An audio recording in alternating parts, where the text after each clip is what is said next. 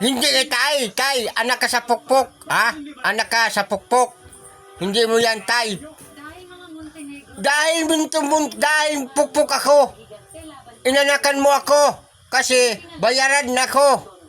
Oo, Dong Julio, kasi inanakan mo ako ng Tiraulo. Si Miguelitong bakla. Ikaw kasi, inanakan mo ako ng isang tarantado. Kasi si Miguelito bakla. Papa.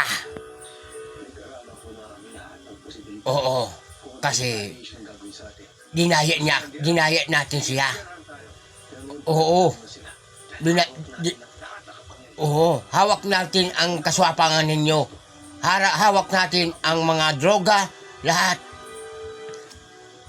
Kaya huwag ka mag-alala. Kasi inanakan mo yung pukpok.